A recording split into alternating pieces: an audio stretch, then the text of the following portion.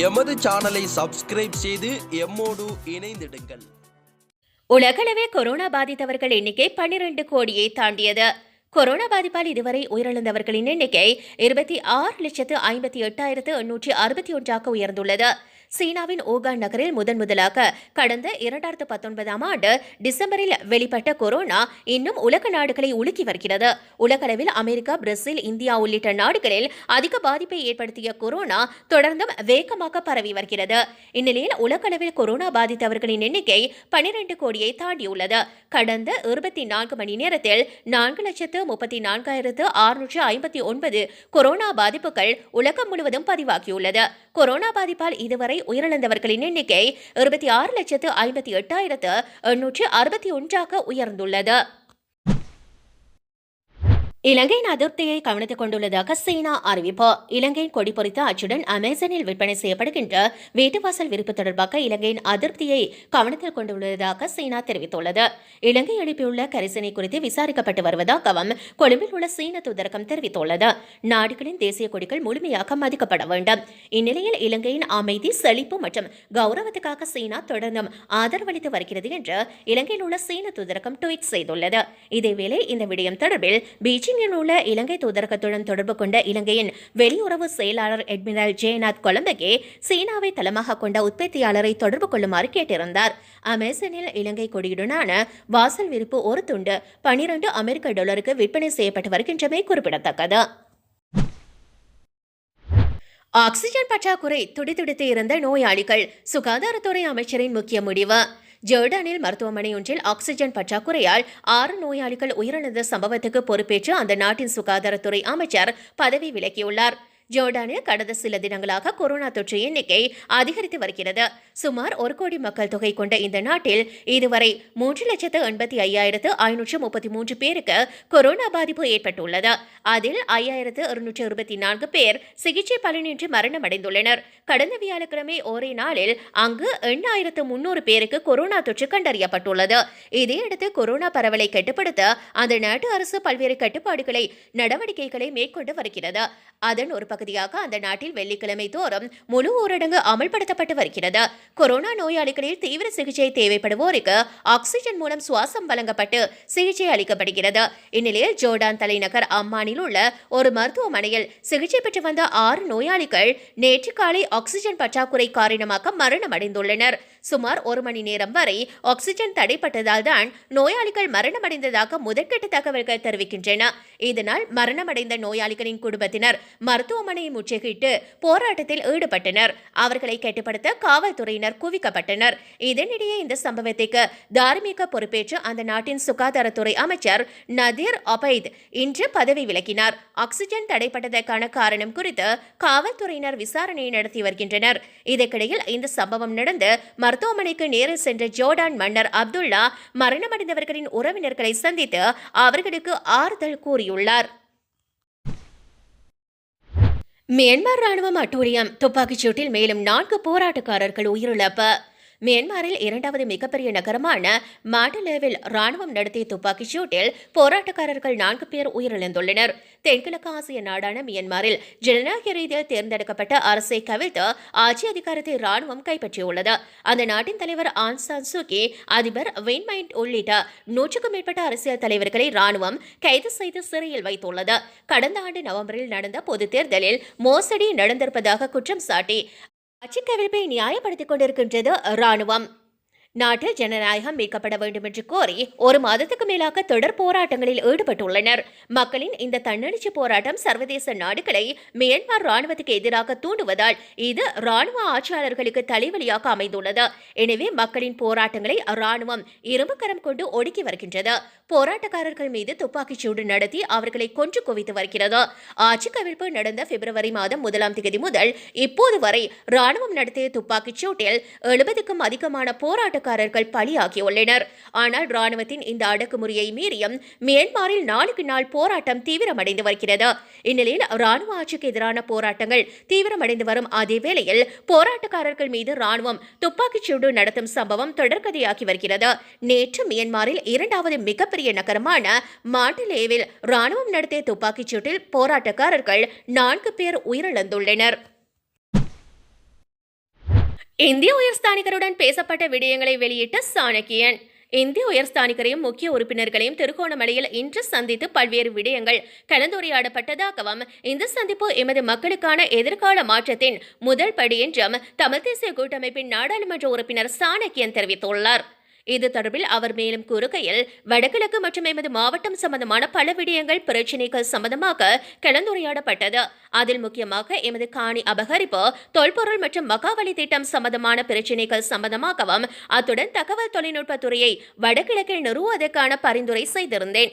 இதன் மூலம் பல இளைஞர்களுக்கான வேலை வாய்ப்பை வழங்க முடியும் என்பதையும் சுட்டிக்காட்டியிருந்தேன். இதன் மூலம் பல இளைஞர்களுக்கான வேலை வாய்ப்பை வழங்குவதற்கான ஏற்பாடுகள் செய்யப்படும். துறைமுகங்களை மென்மேலும் அபிவிருத்தி செய்து அவசியமான இடங்களில் மட்டக்களப்பு, அம்பாறை, மன்னார் மற்றும் காங்கேசன்துறை போன்ற இடங்களில் உருவாக்குவதன் மூலம் இலங்கை இந்திய சுதந்திர வர்த்தக ஒப்பந்தத்தின் அடிப்படையில் இங்குள்ள உள்ளூர் உற்பத்தி பொருட்களின் ஏற்றுமதியினை அதிகரிக்கலாம் என்பதை பற்றியும் எடுத்து கூறியிருந்தேன். அத்துடன் மட்டக்களப்பு விமான நிலையத்தை சர்வதேச விமான நிலையமாக மாற்றுவதற்கான நடவடிக்கை எடுக்க அழுத்தம் தெரிவிக்க வேண்டும் என்றும், உள்ளூர் பயண சேவைகளை இதன் மூலம் உருவாக்குவதோடு சென்னைக்குமான பயண கட்டமைப்புகளை இங்கிருந்து ஏற்படுவதன் மூலம் உல்லாச பிரயாணத்துறையினை மென்மேலும் அபிவிருத்தி செய்வதோடு இதன் மூலம் பல தொழில் வாய்ப்புகளை உருவாக்கலாம் என்பதையும் எடுத்துரைத்திருந்தேன். அத்துடன் சமகால அரசியல் விடயங்கள் சம்பந்தமாகவும் ஆராயப்பட்டது.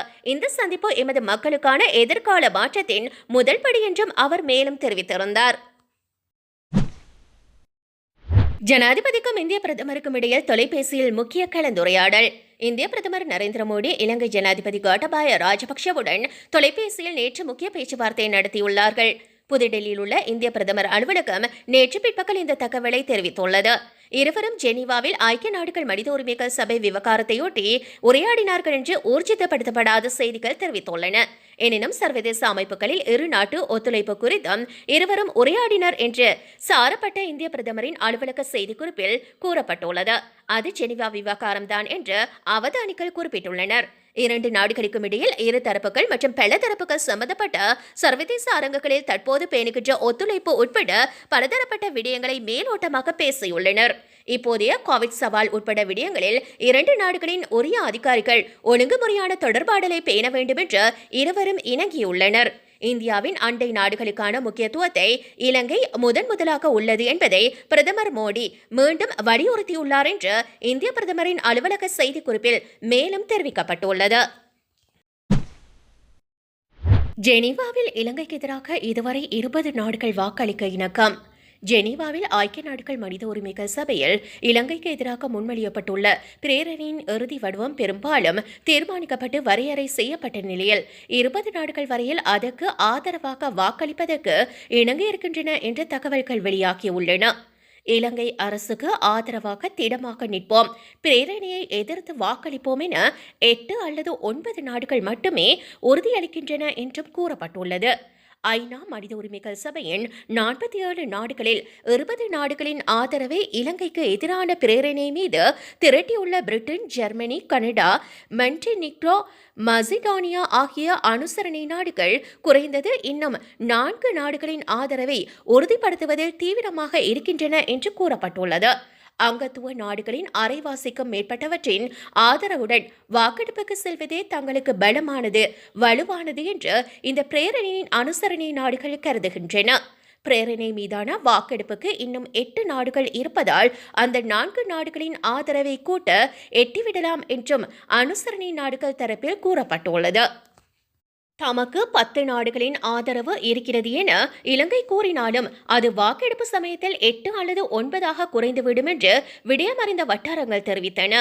இந்த வாக்கெடுப்பில் பல நாடுகள் பங்கெடுக்காமல் நடுநிலைமை வகிக்கக்கூடும் என்பதால் இப்போது தமக்கு கிடைத்துள்ள 20 நாடுகளின் ஆதரவுடனேயே பிரேரணையை தீர்மானமாக வெற்றிகரமாக அனுசரணை நாடுகள் நிறைவேற்றிக் கொள்ளும் என்று கூறப்பட்டுள்ளது.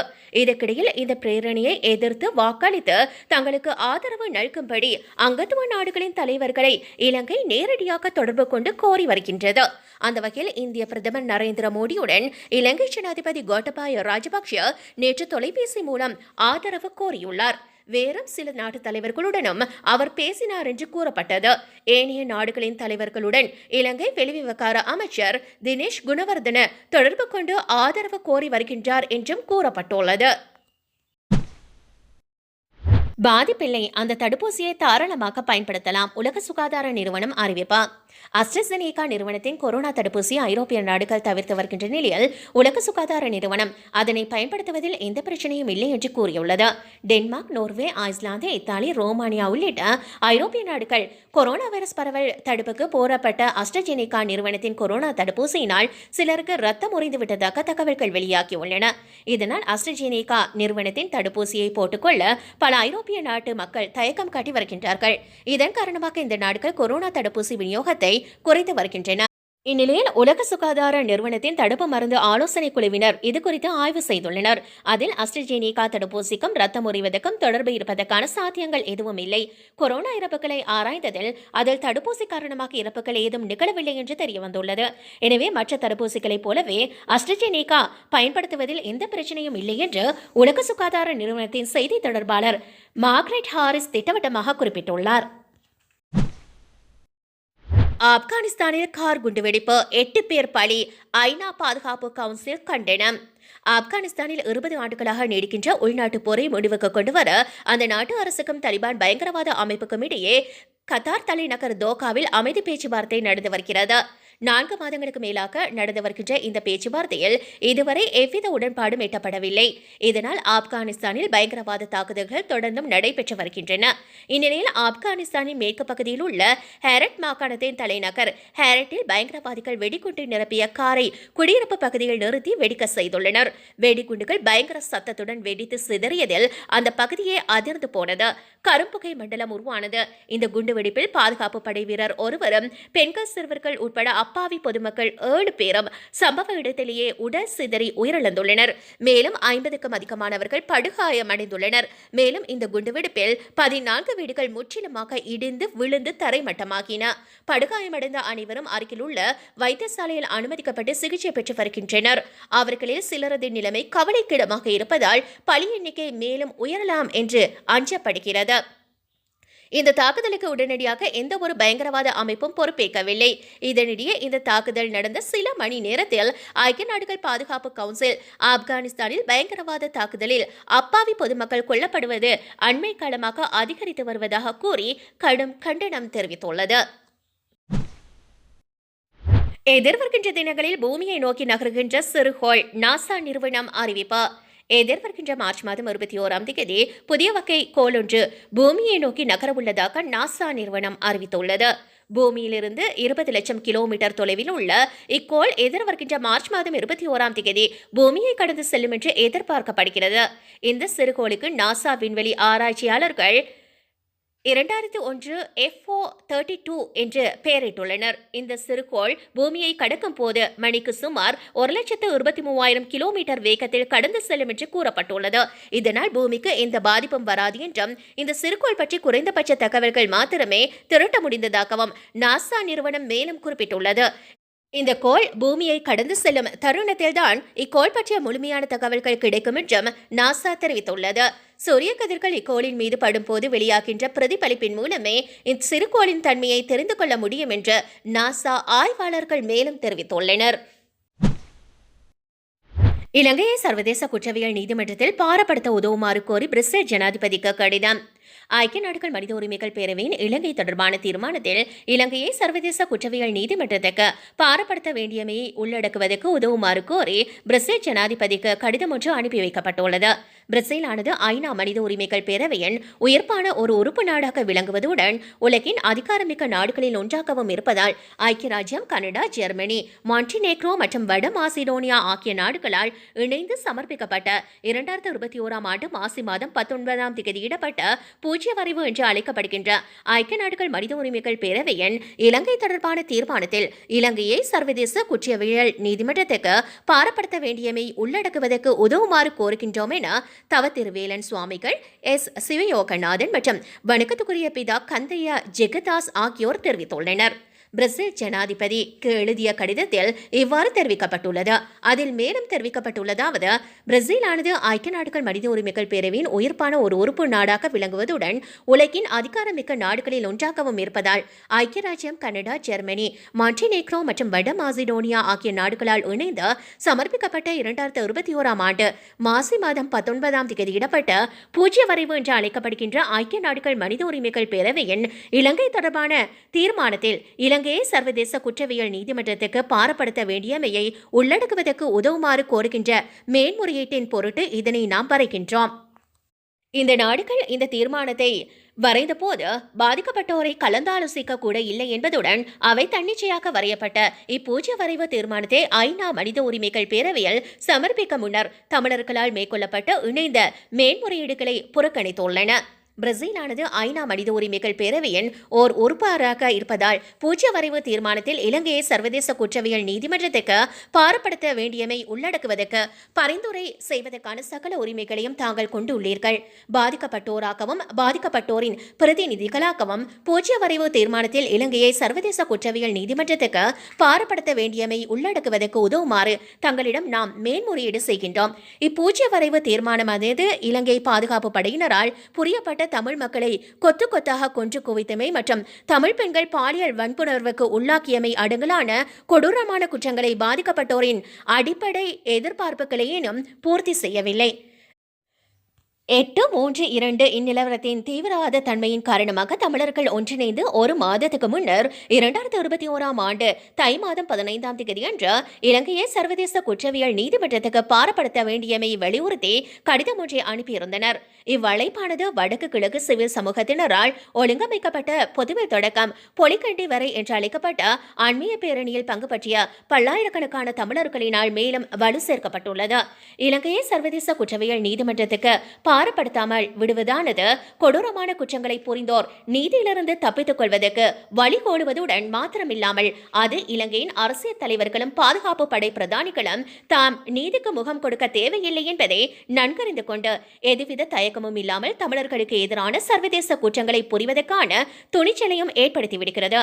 எனவே இலங்கையானது சர்வதேச குற்றவியல் நீதிமன்றத்துக்கு பாரப்படுத்தாமல் விடப்படின் தமிழ் மக்கள் எதிர்கொள்ளவல்ல அந்த அபாயத்தை தீவிரமாக கவனித்துக் கொள்ளுமாறு நாம் தங்களை வலியுறுத்தி கேட்டுக்கொள்கின்றோம். மேலும் மனித உரிமைகளுக்கான ஐக்கிய நாடுகள் தற்போதைய உயர் ஆணையாளராகிய மிச்சல் பச்சிலேட் அவர்கள் 2021 ஆண்டு தை மாதம் 27ஆம் தேதியிடப்பட்ட தனது அறிக்கையில் இலங்கையில் உள்ள நிலவரத்தை சர்வதேச குற்றவியல் நீதிமன்றத்துக்கு பாரப்படுத்த வேண்டியமையை நோக்கமாக கொண்டு நடவடிக்கைகளை எடுக்குமாறு சபை மனித உரிமைகள் பேரவையிடம் வலியுறுத்தியுள்ளார். அத்துடன் ஐக்கிய நாடுகள் மனித உரிமைகளுக்கான 4 முன்னாள் உயர் ஆணையாளர்கள், 9 சுயாதீன ஐநா நிபுணர்கள் மற்றும் இலங்கை சம்பந்தமான ஐநா செயலாளர் நாயகத்தின் வல்லுநர்கள் குழுவின் சகல உறுப்பினர்களும் அடங்கலாக 20 முன்னாள் ஐக்கிய நாடுகள் அதிகாரிகள் யுத்த விதைகளை விதைத்தல் என தலைப்பிடப்பட்டு 2021 ஆண்டு மாசி மாதம் 18ஆம் தேதி வழங்கிய தமது அறிக்கையில் இலங்கையானது சர்வதேச குற்றவியல் நீதிமன்றத்துக்கு பாரப்படுத்தப்பட வேண்டும் என்று அழைப்பு விடுத்துள்ளனர். இலங்கையானது தனது நீதித்துறை நிறுவனங்களை அதனுடைய மதிப்புற்றோராக செயற்பட முடியாதவையாக ஆக்கியுள்ளது என்பதே கருத்தில் கொள்ளப்பட வேண்டிய விடயமாக இருக்கிறது. எனவே சர்வதேச அல்லது வெளிப்புற நியாயாதிக்கத்தினூடாக நீதியை நிலைநாட்டுவதன் பொறுத்து மதிப்புற்றோருக்கு அவர்களுடைய பிரதிநிதிகளுக்குமாக பணியாற்றுவதற்கான உயர் ஆணையாளரின் பரிந்துரைகளை நாம் மீள வலியுறுத்துகின்றோம். சர்வதேச குற்றவியல் நீதிமன்றம் போன்ற பொறுப்புக்கூறலுக்கான சர்வதேச வழிவகைகள் கருத்தில் கொள்ளப்படுதல் வேண்டும் என்று குறித்து அறிக்கையில் கூறப்பட்டுள்ளது. இலங்கை அரசாங்கத்தினால் தமிழ் மக்களுக்கு எதிராக புரியப்பட்டுள்ள சர்வதேச குற்றங்களின் சில உதாரணங்கள் இவை. 1. ஐக்கிய நாடுகள் செயலாளர் நாயகத்தின் பொறுப்பு கூறுதலுக்கான நிபுணர்கள் குழுவினுடைய 2011 ஆண்டு பங்குனி மாத அறிக்கையின் பிரகாரம் இலங்கை அரசாங்கத்துக்கும் தமிழீழ விடுதலை புலிகளுக்கும் இடையிலான ஆயுதம் தாங்கிய யுத்தத்தின் இறுதி நிலைகளின் போது போர்க்குற்றங்களும் மனித நேயத்துக்கு எதிரான குற்றங்களும் புரியப்பட்டுள்ளதாகவும் 40,000க்கும் மேற்பட்ட தமிழ் மக்கள் மரணித்துள்ளதாகவும் நம்பத்தகு குற்றச்சாட்டுகள் முன்வைக்கப்பட்டுள்ளன. 2. இலங்கை மீதான நடவடிக்கை தொடர்பான ஐக்கிய நாடுகள் செயலாளர் நாயகத்தின் உள்ளக மேலாய்வு குழுவின் 2012 கார்த்திகை மாத அறிக்கையின் பிரகாரம் 2009 ஆண்டின் இறுதிக்கட்ட யுத்தத்தின் போது 70,000 மக்களுக்கும் மேற்பட்ட பொதுமக்கள் காணாமற் போயுள்ளனர். மூன்றாவது, அரசாங்கத்தால் யுத்த சூனிய வலயங்கள், பாதுகாப்பு வலயங்கள் என குறித்தொதுக்கப்பட்ட பிரதேசங்களில் இலங்கை படையினர் அடுத்தடுத்து குண்டு தாக்கல்களையும் எரிகணைகளையும் வீசியுள்ளனர். இதனால் பலர் கொல்லப்பட்டுள்ளனர். வைத்தியசாலைகள் மற்றும் உணவு விநியோக நிலையங்கள் மீது குண்டுகள் வீசப்பட்டன. பலர் பட்டினியின் காரணமாக இறந்ததுடன் மருத்துவ சிகிச்சையின்மையினால் குருதி பெருக்கெடுத்தும் மரணித்துள்ளனர். நான்காவது, 2017 ஆண்டு மாசி மாதம் உண்மைக்கும் நீதிக்குமான சர்வதேச கருத்திட்டமானது தமிழ் பெண்கள் பாலியல் அடிமைகளாக கையாளப்பட்டு இலங்கை இராணுவத்தினரால் நடத்தப்பட்டு கற்பழிப்பு முகாம்கள் பற்றிய விவரங்கள் ஐக்கிய நாடுகளிடம் கையளித்தது. ஐந்தாவது, ஐக்கிய ராஜ்யத்தின் வெளிநாட்டு மற்றும் பொதுநலவாய அலுவலகத்தின் 2013 சித்திரை மாதத்திற்குரிய அறிக்கைக்கு அமைவாக இலங்கையில் 90,000க்கும் மேற்பட்ட யுத்த மூல விதவைகள் உள்ளனர். ஆறாவது, குழந்தைகள் மற்றும் சிறுவர்கள் அடங்கலாக ஆயிரக்கணக்கான தமிழர்கள் காணாமல் போயுள்ளனர். வலிந்து காணாமல் ஆக்கப்பட்டோருக்கான ஐக்கிய நாடுகள் பணிக்குழுவானது உலகின் வலிந்து காணாமல் ஆக்கப்பட்டோரின் 2வது அதிகூடிய எண்ணிக்கை இலங்கையில் உள்ளதாக தெரிவித்துள்ளது. சர்வதேச குற்றங்களுக்குரிய பொறுப்புக்கூறல் தொடர்பாக இலங்கை அரசாங்கத்தினால் வழங்கப்பட்டுள்ள பொய்யான வாக்குறுதிகளின் வரலாறு அடுத்து வந்த இலங்கை அரசாங்கத்தின் ஐக்கிய நாடுகளின் மனித உரிமைகள் பேரவையின் தீர்மானங்களை அமுல்படுத்த தவறியுள்ளமையும் தங்களுடைய கவனத்துக்கு கொண்டு வர நாங்கள் விரும்புகின்றோம். முன்னைய அரசாங்கமானது அது இணைய அனுசரணை வழங்கிய தீர்மானத்தை அமல்படுத்துவதற்குரிய ஆக்கப்பூர்வமான நடவடிக்கைகளை எடுக்க தவறியது மாத்திரமில்லாமல் முரணாக ஜனாதிபதி, பிரதமர் மற்றும் அரசாங்கத்தின் சிரேஷ்ட உறுப்பினர்களும் தாம் UNHCR தீர்மானத்தை அமல்படுத்த மாட்டோம் என திரும்ப ஆணித்தரமாக தெரிவித்துள்ளனர். தற்போதைய புதிய அரசாங்கமானது ஒரு படி கூடுதலாக சென்று தீர்மானங்களை 30(1), 34(1) மற்றும் 40(1)களுக்குரிய இணைய அனுசரணையிலிருந்து விலகியுள்ளதுடன் UNHRC பொறுப்புக்கூறல் செயற்பாட்டிலிருந்தும் வெளிநடப்பு செய்துள்ளனர். மேலும் UNHCR இணை இழிவுபடுத்தும் விதமாக சிறுவர்கள் அடங்கலாக பொதுமக்களை கொலை செய்தமைக்கான தண்டிக்கப்பட்டு மரண தண்டனை வழங்கப்பட்டிருந்த ஒரே ஒரு படைச்சிப்பாயையும் தற்போது ஜனாதிபதியால் பொது மன்னிப்பு வழங்கி விடுவிக்கப்பட்டுள்ளார். அதுடன் போர்க்குற்றங்கள் புரிந்தமைக்காக நம்பத்தக்க முறையில் குற்றம் சாட்டப்பட்டிருந்த பல்வேறு சிரேஷ்ட ராணுவ அதிகாரிகளுக்கு பதவி உயர்வுகள் வழங்கப்பட்டிருப்பதுடன் யுத்த நாயகர்களாகவும் மதிப்பளிக்கப்படுகின்றார்கள். ஐக்கிய நாடுகள் சபையின் அறிக்கையில் யுத்த குற்றவாளியாக சந்தேகிக்கப்படுகின்ற ஓர் உத்தியோகஸ்தர் 4 நட்சத்திர அதிபதியாக பதவி உயர்த்தப்பட்டுள்ளார். எமது மேன்முறையீட்டை தீவிரத்தன்மையுடன் கருத்தில் கொள்வதன் பொருட்டு இலங்கை சர்வதேச குற்றவியல் நீதிமன்றத்துக்கு பாரப்படுத்த வேண்டியமை பூஜ்ய வரைவு தீர்மானத்தில் உள்ளடக்குவதன் பொருட்டும் தங்களுக்கு நாம் மேன்முறையீடு செய்கின்றோம் என்று தெரிவிக்கப்பட்டுள்ளது.